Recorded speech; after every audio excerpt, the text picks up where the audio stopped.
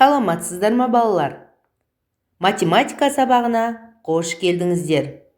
Бүгінгі күндеріңізге сәттілік тілей отырып, жаңа сабақты бастаймыз. Жаңа тақырыбымыз 20-ға дейінгі сандарды азайту.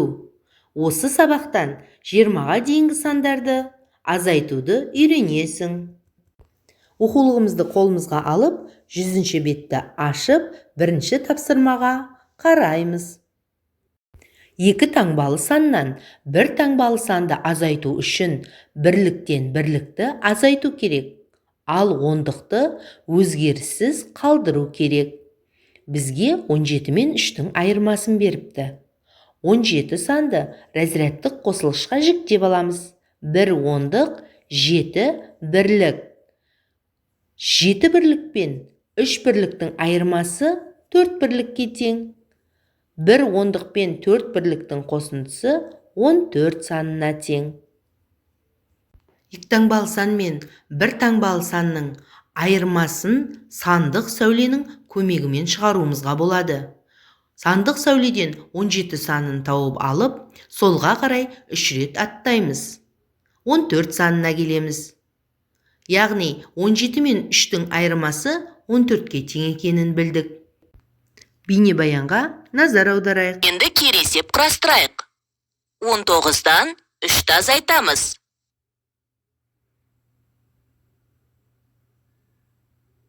Бірліктен бірлікті, ондықтан ондықты азайтамыз.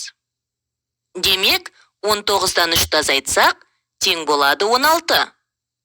19-дан 16-ны азайтамыз. Бірліктен бірлікті, ондықтан ондықты азайтамыз. Демек, 19-дан 16-ны азайтсақ, тең болады 3. Екі таңбалы саннан екі таңбалы санды азайту үшін бірліктен бірлікті, ал ондықтан ондықты азайтуды білдік. Сурет бойынша азайту амалына мысал құрастыр және шығарып көр. 16-дан 9-ды азайту үшін ең алдымен 16-ны разрядтық қосылғыштарға жіктеп аламыз. 10 мен 6-ның қосындысы. 10 мен 9-дың айырмасы 1-ге тең.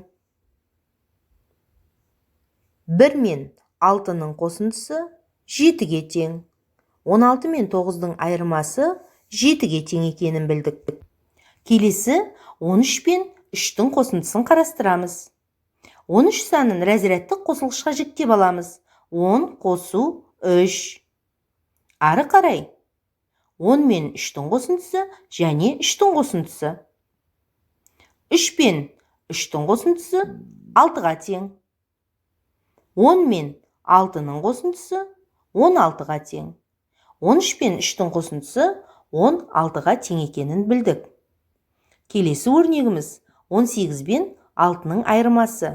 18 санын разрядтық қосылғышқа жіктеп аламыз. 10 қосу 8.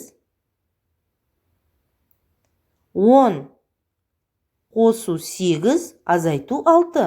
8 бен 6-ның айырмасы 2-ге тең. 10 мен 2-ның қосындысы 12-ге тең. 18 бен 6-ның айырмасы 12-ге тең. Азайту амалын орында. Бірліктен бірлікті, ондықтан ондықты азайтуды білесің. Өз бетіңше орындап, маған жіберуді ұмытпа. Мен сенің жауабыңды күтемін. Суретке қара. Суретте қалталар берілген. Ол қалталардың ішінде кәмпиттер бар. Бірнешеуін алсақ, олардың әрқайсында неше кәмпит қалатынын ойлан. Экранды тоқтатып қойып, есебіңді шығар.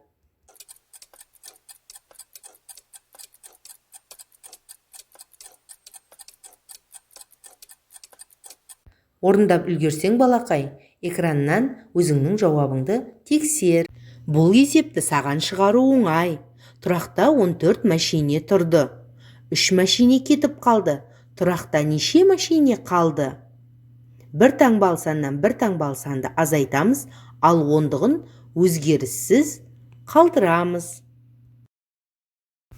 Орындап көр айдарына да келіп жеттік.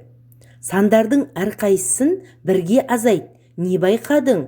Ойыңды қорытындылап айтуды ұмытпа. Бүгінгі сабақтан 20-ға дейінгі сандарды азайтуды үйрендің деп ойлаймын. Бүгінгі сабақты есіңе түсіре отырып, өз-өзіңді бағала. Қош, сау болыңдар.